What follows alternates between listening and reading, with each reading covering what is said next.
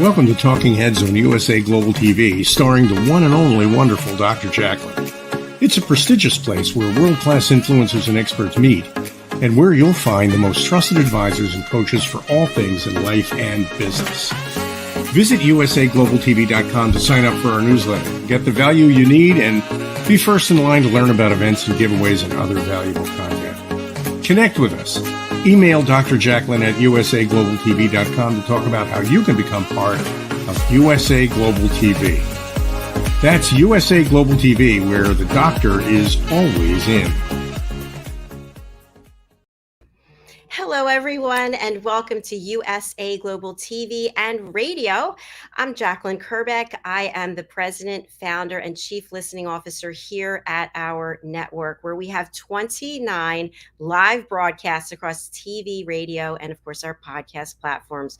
Our show today is Authentic Achievements. We've got a fabulous guest waiting backstage, but before we bring him out, let's welcome the creative genius behind this show, KIM-ADELE Randall, who joins us from London. Hi there, how are you? I'm really good, Dr. Jacalyn. How are you? I'm doing well, thanks. It's nice to see you, and I know you've had a lot going on over there with on Monday, a bank holiday with the Queen's funeral. How are things going? Yeah, it's been a really interesting time. You kind of got a real sense of somberness. I can't think of a better word to describe it. Wherever you went, there was an element of somberness, and I guess, you know, it's a little bit like we were chatting before the show about the fact we're in fall, aren't we? And you've got things ending, ready for new beginnings. So, you know, obviously we're all very sad to have lost the Queen, but we've also now got, you know, new Prime Minister and a new King. So you kind of got that sense of well, I wonder what that's going to evolve into. So it almost feels an apt time that it's happening when nature is also making those changes. Yeah, absolutely. And on our other show, the United Kingdom News and Culture, we have our two expert correspondents, Ian Pelham-Turner and Helena Shard, and they actually were covering the event, I think, across many different networks, including NBC. So it was interesting to hear their perspective about it and how it's impacted the royal family. And of course, Harry and Meghan, and everybody's talking about that. So so it's a new era, and as we mentioned, fall is here, at least here in the United States and there as well. And we've got a guest backstage who has extensive experience in the entertainment industry. I'm really looking forward to bringing him out. KIM-ADELE, tell our audience, why did you come up with this Authentic Achievements, and what does it actually represent to you? Yeah, of course. Thank you. So it kind of came about when I was getting the title together for my latest book, which is due out soon, which is called Authentic Achievements. And as part of that book, I was interviewing about 100 CEOs globally to share with me their experiences of how they'd overcome adversity, how they built their business, how they had grown organizations, and how they'd become leaders that attracted talent to them. And while I was doing that, I was like, isn't it amazing, the different stories that are out there and actually how they resonate, but there's some commonality. And I thought, well, why don't we widen that? And you were very gracious to let me bring the show to the channel to share other people's journeys. And I'm delighted that we're fortunate to have so many amazing guests, like our guest David today, to share their authentic journey and their lessons in life to hopefully inspire us and our listeners to be able to go out there and do what we think is impossible. Thank you so much. And we're so glad that you are here with us, because we always have a great conversation. So without further ado, let's welcome our guest today. His name is David Sterling. He's joining us from Chicago here in the United States, and he is the COO of Good Gaming. Let's welcome him and hear his story. Hi, David. Hi, good morning, good afternoon. Thanks for having me. It's absolutely a pleasure, especially with someone who has so much experience in leadership and also in the entertainment industry. Tell us a little bit about your background. Well, I've spent most of my career in the entertainment industry. I started off as an editor doing television commercials, and then moved more into the business side, launched a couple companies, trying to get associating new technologies with creating interactive entertainment, I built fiber optic networks to deliver television and radio commercials to broadcast entities. Then I joined Sony Pictures business development, where I was part of the team that created DVD and Blu-ray and other home entertainment package media experiences, getting more so into as the Ethernet port became popular in the back of electronic devices. All of a sudden, these devices became interactive. So you were able to engage the consumer in a very much more engaging way than before. So it turned into a two-way experience. So we started to create ways to interact with the consumer utilizing new technology, such as the internet. And as things progressed, launched a video game publishing unit. My group helped build the PlayStation Store that you see on the PlayStation 4 and 5 now. And then I spun a business out of Sony and created a video game publishing company. And we did some OTT, which is over-the-top app development, which is the way most people now watch television on things like Netflix and Hulu and Amazon. Recently, I joined Good Gaming Inc. as their chief operating officer, focused on creating interactive entertainment with our new IP that we launched this year called Micro Buddies. We've announced that we launched our Web3, which is a blockchain gaming experience for Micro Buddies, and most recently we launched our Roblox experience. And we have a Minecraft experience coming up. So what we're doing strategically is we're creating what we're calling the Buddyverse. It's an offshoot of what most people refer to as the metaverse, but can't define. But what we're actually doing it and creating these interactive experiences that are connected across different platforms. So again, it's a continuation of what I've done in my career is taking new technologies and creating new interactive entertainment experiences for a variety of audiences. I love that. So if you want to talk about overcoming adversity, the entertainment industry and video game development is just littered with issues and problems and failures. So I could speak on this for a couple of days if you want to just let me keep going. I was thinking first. Sorry. Absolutely. I just have a question for you because you touched on this, Sure. how people are taking in their content. It was interesting. I watched Dancing with the Stars with my mother, and we'd watch it on I don't know if it was NBC or where, but now it's on Disney and you have to pay for it. So are more and more of these programming is going to be switching to live streaming like what we're doing today? Well, this question could take days to answer, but I'll try to be brief. What's happening is that, as you can see, like content has to be paid for. It just can't be free. And whether or not traditional ways that we've watched TV in the past, free over the air, is still around. And as a matter of fact, there's a very large technology development coming out soon that will help expand the capability of over-the-air television. But for the most part, people now have to pay for their content, and that means that the advertising model isn't strong enough to support the cost that comes with creating this kind of content. And what's interesting is that you're seeing the next generation of content delivery and content experience with, and I'm sure most people do this now, is while you're watching a piece of content, you're on your phone or tablet talking to your friends about what you're watching together. I see people do this all the time. Everyone does it.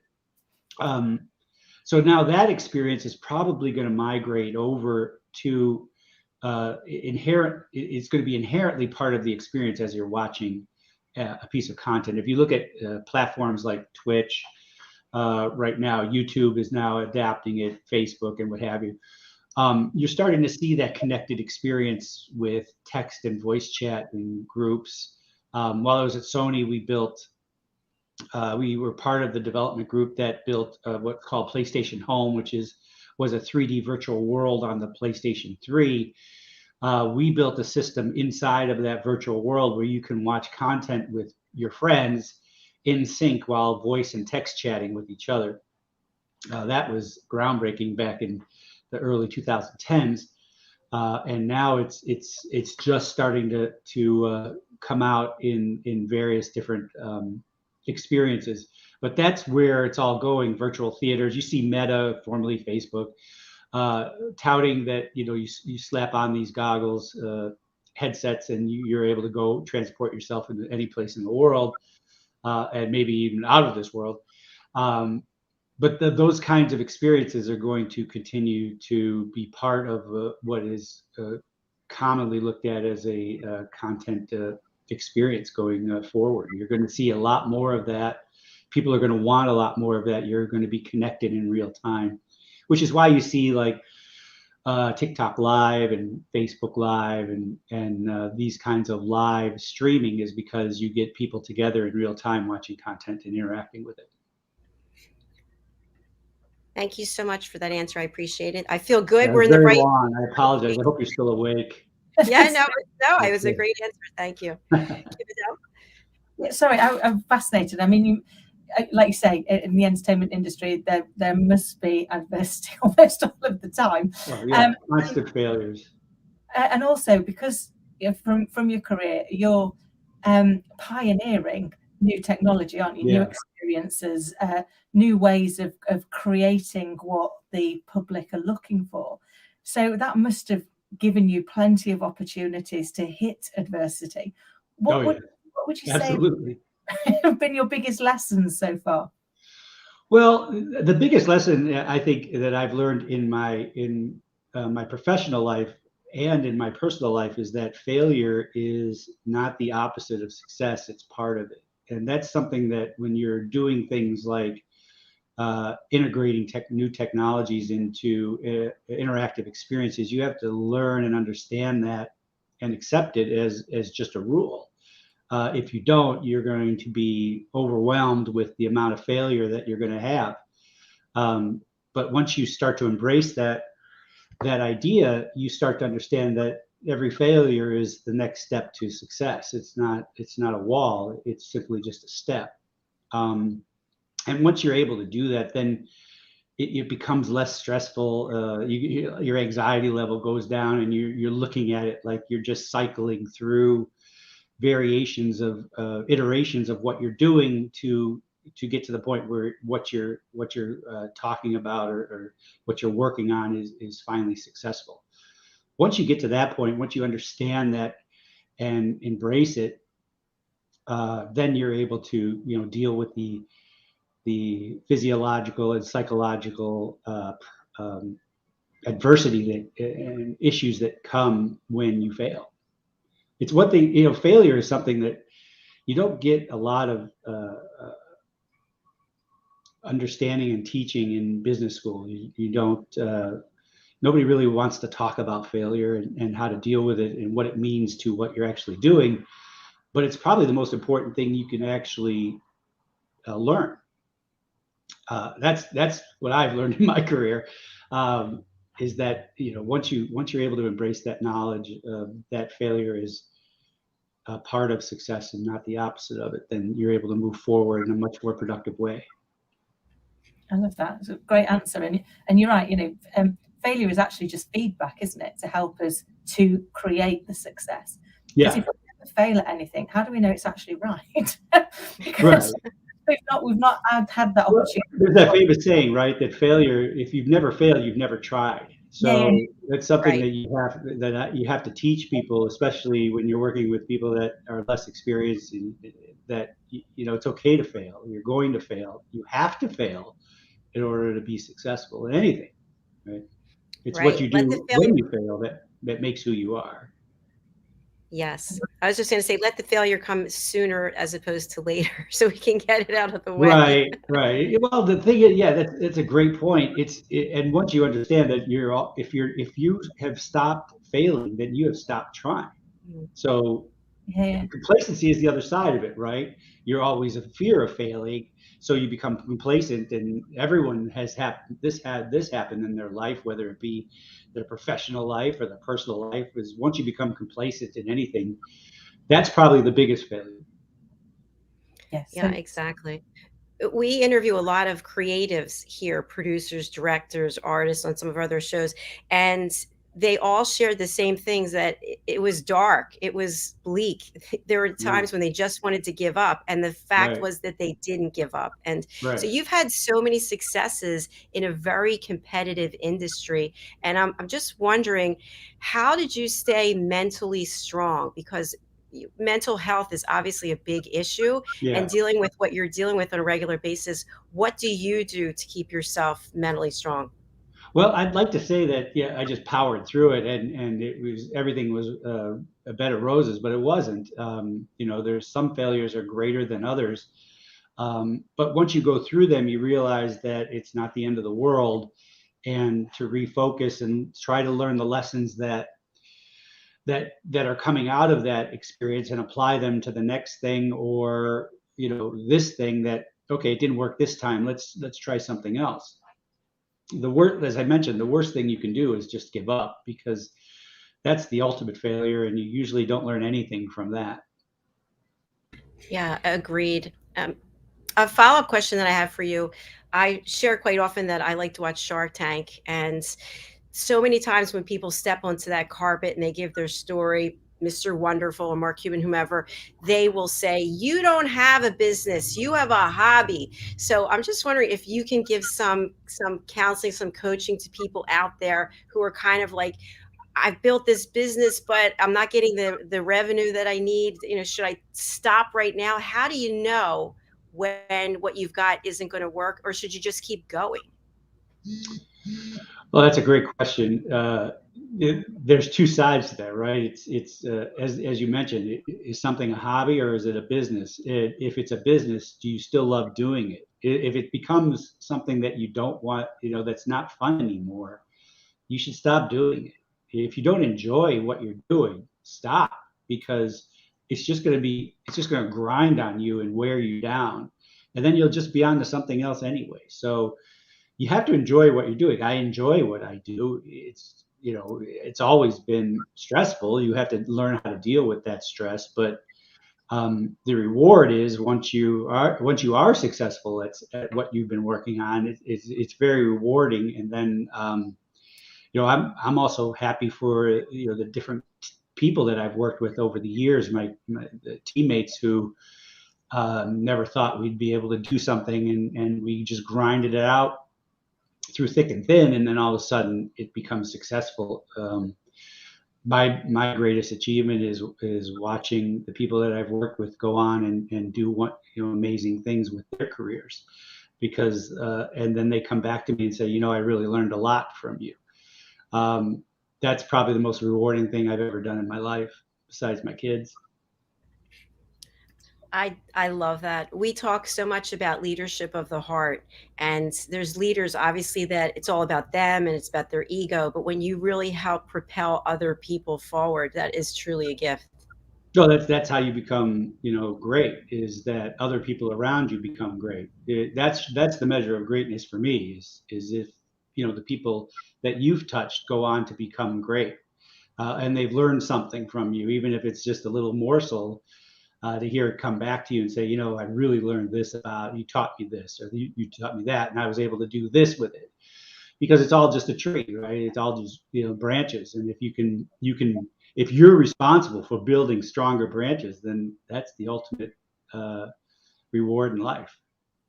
I love that.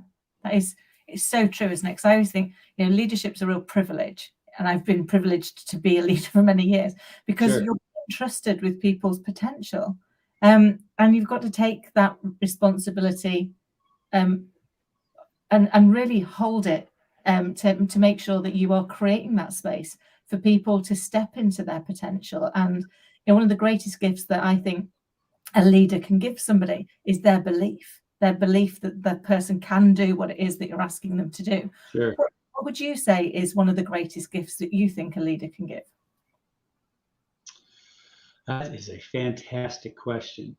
Well, there's different things, right? I think in trying to answer that question, you look at what are the practical things, like concentration on creating great products and understanding landscapes and product life cycles and things like that to help people understand. And then there's, teaching people how to communicate with each other in a way that, that enhances their ability to become a leader.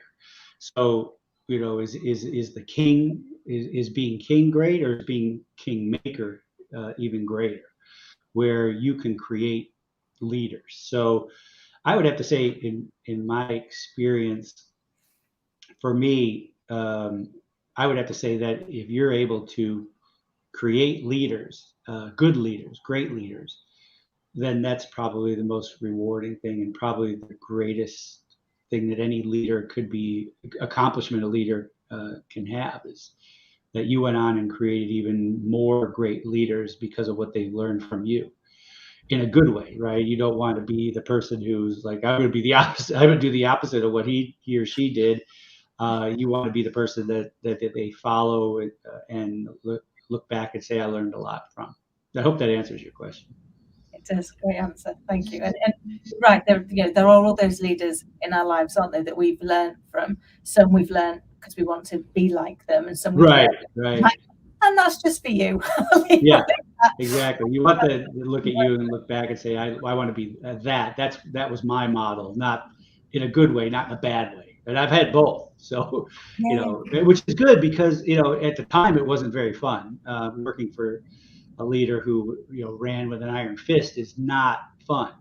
But you learn exactly how not to be, because it's not effective. It's not effective at all. It may be on a piece of paper on a spreadsheet, but grinding through people and making them unhappy is not how a good leader should be. I completely agree, and like you, I've had a couple on both sides. I'm sure everyone has. Well, right? yeah. Everyone has. And you remember it. It sits in the back of your mind. And you're like, I'm not going to be that person. It's not effective in the long run.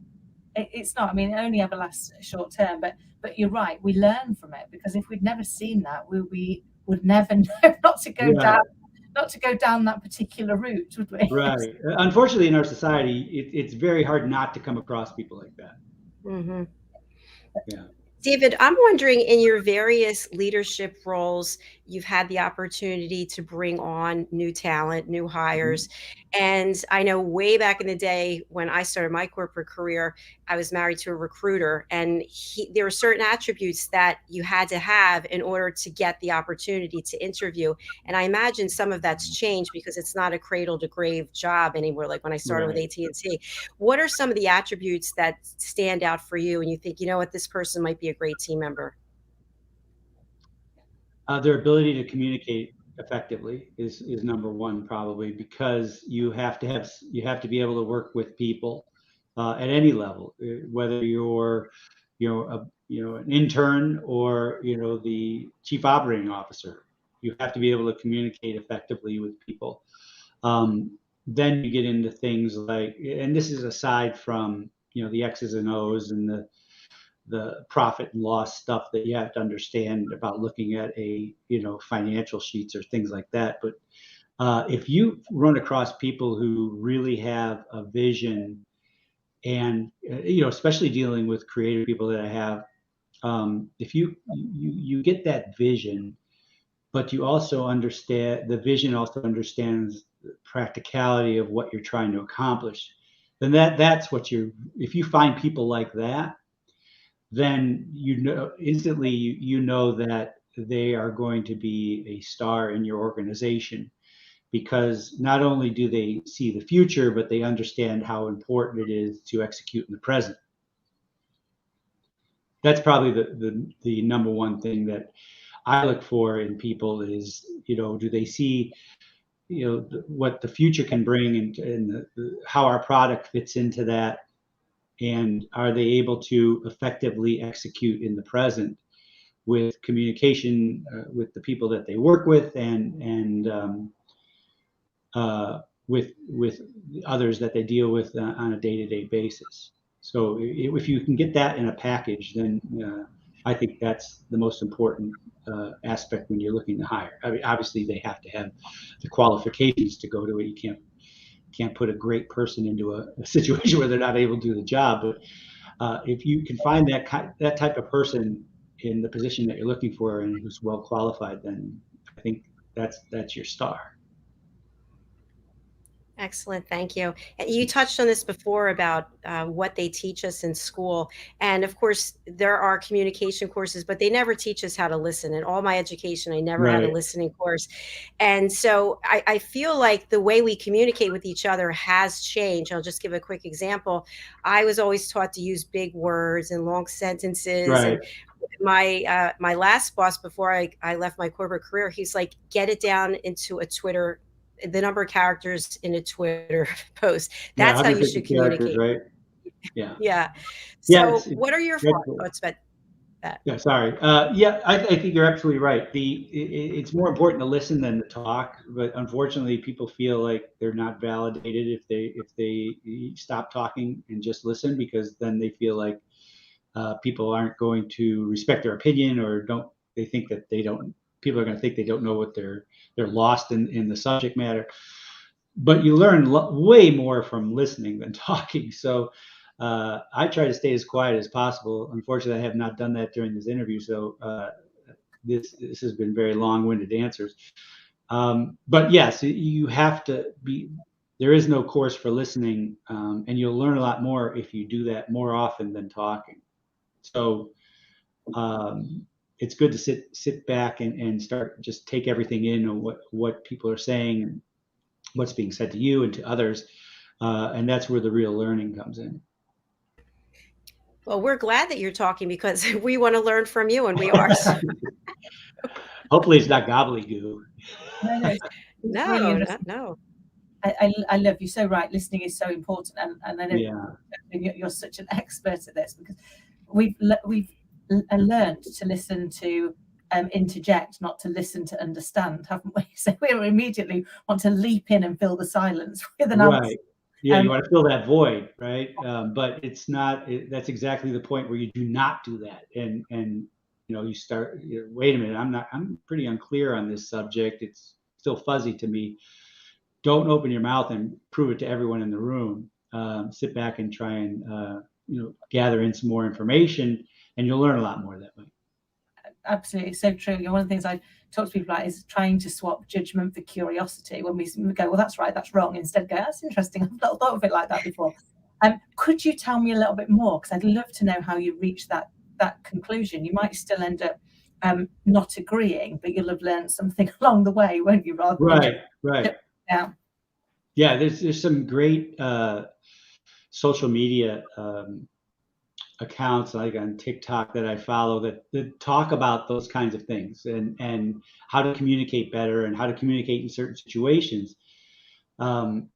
Because once you start thinking you're the expert at anything, that's when you stop learning, right? Then, I'm going to teach everybody how to do this. Well, learning is a lifelong process, and the more that you realize that, the better, the less you'll end up talking about what you're trying to learn, and actually start learning it.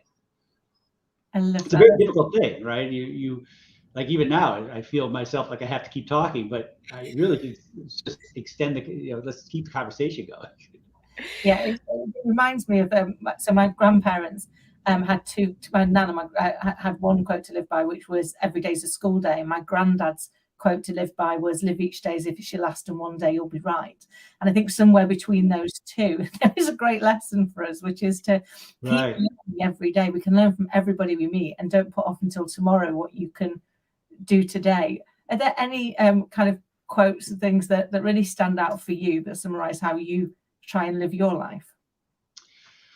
Wow, great question. I have to come up with them right off the top of my head. I think I gave you the most important one, is that failure is a part of success, not the opposite of it. That is something that I have to keep in mind on an hourly basis, just because of when you're talking about creating like video games, for instance, you're in constant iteration mode. You have to you're constantly fixing things that weren't broken before and now are broken, and you're trying to please a huge community that are looking all for different things. So the other thing I wanted to bring up is that it's not a phrase, but in business, you have to keep in mind, there's two things that I keep in mind every day, and that is product life cycle and product flywheel.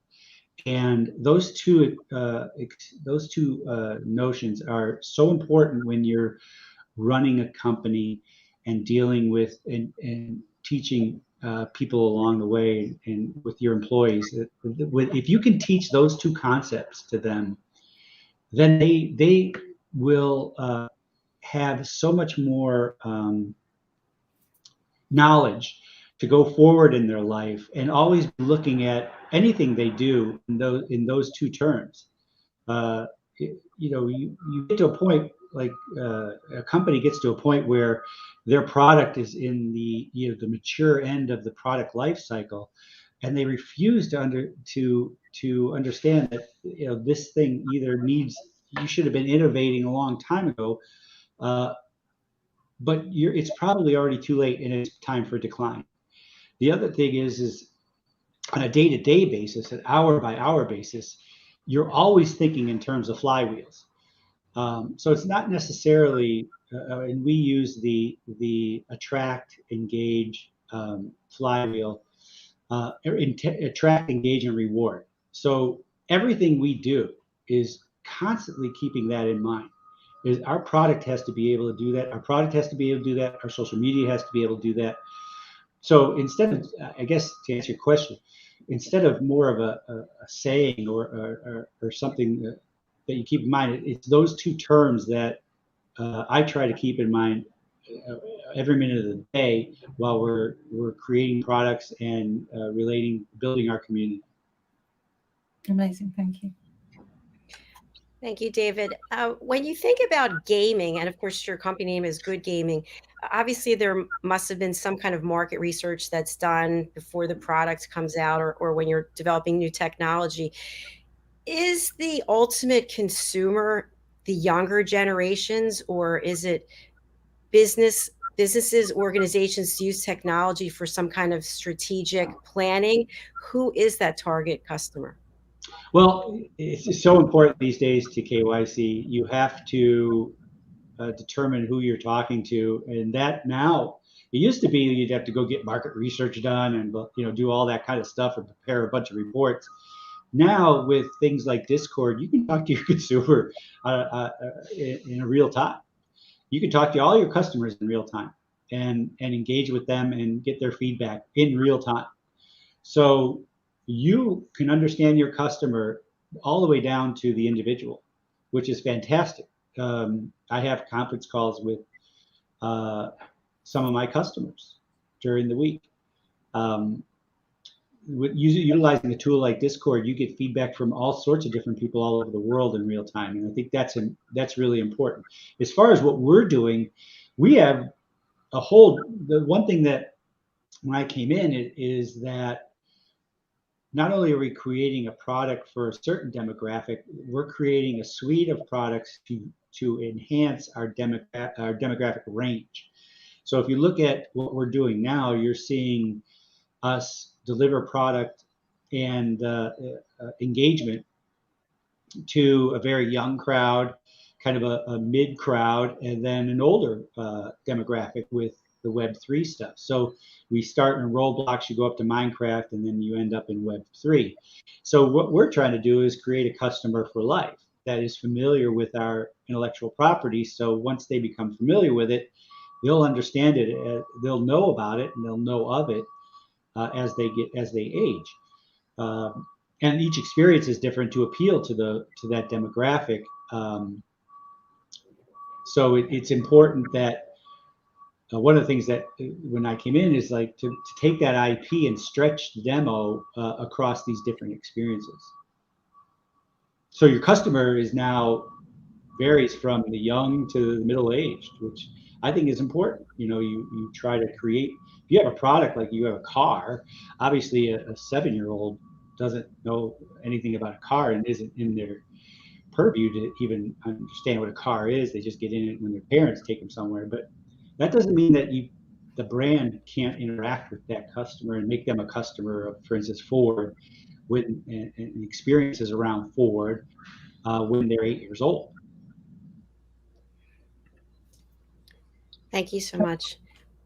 I was going to say, I love that. You were really kind of thinking about creating those brand advocates for life, aren't you? So that they understand and integrate it a bit like, we over here, we don't call it a vacuum, we call it a Hoover, even though actually it is a vacuum, and Hoover was just a big brand name. Took it over. But that still stays in our vocabulary decades later, doesn't it? I guess that's trying to create. Yeah, it's a really important concept that I think brands should understand. When you have tools like a Roblox or a PlayStation or an Xbox, those are just platforms for you to create engaging experiences with that demographic for your brand. And you should be taking advantage of that. And if you're not, then you're really focused on the short term, not the long term. It's a highly strategic thing to allocate capital into those kinds of experiences, but in the long run, it's going to pay off. I mean, you're going to have a consumer who is familiar and has a high value to your brand from a young age. So that's important for any brand. Absolutely. Yeah, absolutely. David, I'd love to have you walk us through your website, MicroBuddies. Would that be okay? Sure. Okay, perfect. I'm going to bring it up on the screen. Just give me a minute. Now, to get into the game would be, that would take a long time. We need to explain how to do this and open up a wallet and things like that. But what you see here is MicroBuddies started off as a Web3 game. So it's a game where you'd have to purchase an NFT and then go into the game, and you basically farm that NFT that creates goo, and that goo is creating more NFTs. So it's a game where it's kind of an evolutionary game where you start off with one and you create many from the one. The PFP, the Water Bear collection that we just recently launched, is an offshoot of that. Most companies, we created the game first. Most companies create the PFP first and then create some utility around it. So a PFP is basically a JPEG. It's a picture, right? But it's a digital collectible now, because we'll get into the whole collectible thing. So you think of it this way. When I was a kid, it was comic books and baseball cards. And you run up to 7-Eleven or drugstore and you buy a comic book or a set of baseball cards, and you collect them. You keep them in a box or whatever. And as time goes on, if you bought the right ones based upon a narrative that happened, or a rarity that was specific to that card, or like an issue of a comic book, or a baseball player of a card, like that thing would gain value. Well, the PFP is kind of that concept in a digital world where the card is now just a JPEG, and it has a rarity to it based upon the traits that are associated with the picture that's in the PFP. So let's say your Water Bear, which is our first character. MicroBuddies has 10 characters. Water Bear is the first one. And let's say, as you see there, you see the different traits. So you have different traits of the Water Bear: the hat, the glasses, the facial expression. The one with the sunglasses in the middle with the number 1, he's invisible. So that's kind of a trait to it. So all of these traits have rarities, and when you combine them, like the one in the middle could be very rare. And our job is to create collectability around that rarity. So you see us creating these different types of experiences to our demographic span that creates knowledge about the brand itself, and then gets them interested in collecting these various different rarity items that has value to them. So as time goes on and technology expands, this kind of a digital collectible is going to be part of people who want to collect things and have value and go into a marketplace. So now there are marketplaces like OpenSea that specializes in selling these collections to people, and they hold on to them. And like, for instance, our collection is going to have membership if you own one of these, you'll have membership rights to do the kinds of things. We have what's called an alpha group, where people could come in and it's actually more of a learning group where we teach you how about the Web3 space and how to properly navigate it, and learn more about digital collectibles and how to collect and build value of your collection, build the value of your collection. So Water Bear is our first character to come out. The next one is going to be Yeast, which you see if you scroll down just a little bit, you see the little guy with the wings there just at the bottom. That's a piece of bread. It's the Yeast character, and he has certain traits to him, like wings, and his eyeballs have a certain rarity to him.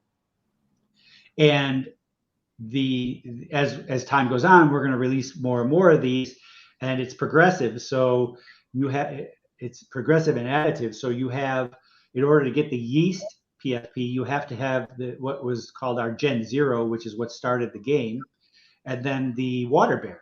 So if you get both of those, then you get a free mint or a free copy of the Yeast PFP, and it grows from there.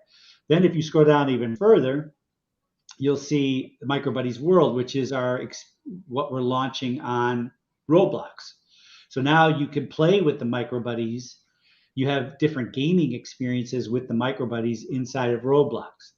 So the Web3 experience is kind of for a demographic that is probably 20 something and up, because it's collectibles, it's financial. You have to buy these things, right? But this kind of experience in Roblox is for the young. So the people that are playing MicroBuddies have children, and this is going on right now in our community, and they can go into the MicroBuddies Roblox game and play with their kids and teach them about MicroBuddies. Now those kids get older, they'll be going on into other experiences, and now they become Web3 customers. So again, it's that stretching of the demographic that we've talked about. And we've just launched our first space on Roblox, but it's called MicroBuddies World. There will be a whole bunch of different types of things you'll be able to do inside of MicroBuddies World. So all these types of different kinds of gaming experiences that we have coming up. So again, you see how we're going to stretch the demographic of MicroBuddies and get it into a very wide demo versus a very narrow demo like on Web3. So it's more about educating and expanding that demographic and having them experience interactivity with the brand itself. I hope that made a lot of sense. Wow, I have about 1,000 questions. I'd love to have you come back and go through NFT 101 for dummies or whatever. Oh yeah, well that's going to take a while, as I had to learn it also. It's funny, but you think I'm the expert. I have to learn all these technologies because when I first started at Sony, I barely knew what DVD was. I didn't know how it worked, and most people didn't. It just barely came out.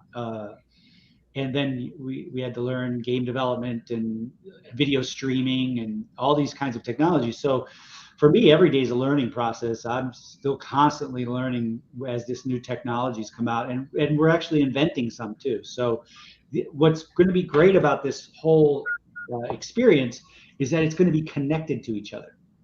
So you'll be able to get things from Roblox and put it in the Web3, and it's going to be a two-way street, and soon a three-way street, where all these different things are connected as much as technology will allow us, and that will change over time. It will become even more expansive and engaging as we're able to do more connecting these three experiences together. So that's what we call the Buddyverse. It's a takeoff of the metaverse, which is something nobody can define, but we're trying to define the Buddyverse with this interconnected cross-platform MicroBuddies experience.